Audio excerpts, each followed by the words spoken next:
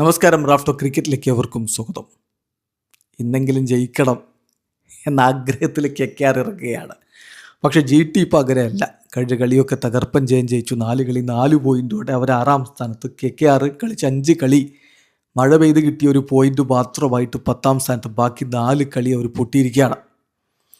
അപ്പോൾ ഇന്ന് വിജയിച്ച് പറ്റൂ എന്ന നിലയിൽ ഇറങ്ങുമ്പോൾ എന്ത് സംഭവിക്കും അഹമ്മദാബാദിൽ എന്നുള്ളത് നമ്മൾ കാത്തിരുന്ന് കാണണം. രണ്ട് ടീമിൻ്റെയും ടീം ന്യൂസ് എന്ന് എടുത്ത് നോക്കുകയാണെങ്കിൽ GTയുടെ കാര്യത്തിൽ ഒരു ഇഞ്ചുറി കൺസേൺസും ഇല്ല. കഴിഞ്ഞ മത്സരം ജയിച്ച അതേ ടീമിനെ തന്നെ അവർ ഇറക്കാനാണ് സാധ്യത. ഈ സീസണിൽ ഇതുവരെ അവർ ജെയ്സൺ ഓൾട്ടർ ഇറക്കിയിട്ടില്ല. എന്തായാലും മാറ്റങ്ങളിലേക്ക് പോവില്ല എന്നാണ് ലഭ്യമാവുന്ന സൂചനകൾ. അപ്പോൾ GTയുടെ ഒരു പ്രോബബിൾ 12 നോക്കിയാൽ ശുഭ്മൻ ഗില്ലും സായി സുദർശനും ചേർന്ന് ഓപ്പൺ ചെയ്യും. പിന്നാലെ Jos Buttler, then Washington Sundar, Glenn Phillips, Rahul Tewatia, Shahrukh Khan, Rashid Khan, Kagiso Rabada, Ashok Sharma, Prasidh Krishna, Mohammed Siraj. ഇതാണ് നമ്മൾ പ്രതീക്ഷിക്കുന്നത്. മറുഭാഗത്ത് ഇപ്പോഴും ബൗളിങ്ങിലെ പ്രശ്നങ്ങളൊക്കെ KKRനെ ബാധിക്കുന്നുണ്ട്. മദീഷ പതിരാനയ്ക്ക് NOC ലഭിച്ചിട്ടുണ്ട്, പക്ഷേ ടീമിനോടൊപ്പം ജോയിൻ ചെയ്യാൻ പറ്റിയിട്ടില്ല. ലോജിസ്റ്റിക് ഇഷ്യൂസ് അവിടെ നിൽക്കുന്നു. സോ അദ്ദേഹം ഇന്നും അവൈലബിൾ അല്ല.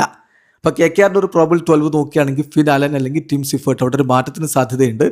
Then Sunil Narine, Ajinkya Rahane, Angkrish Raghuvanshi, Cameron Green, Rinku Singh, Ramandeep Singh, Rovman Powell, Anukul Roy, Vaibhav Arora, Kartik Tyagi, Varun Chakravarthy. ഇതാണ് നമ്മൾ പ്രതീക്ഷിക്കുന്നത്.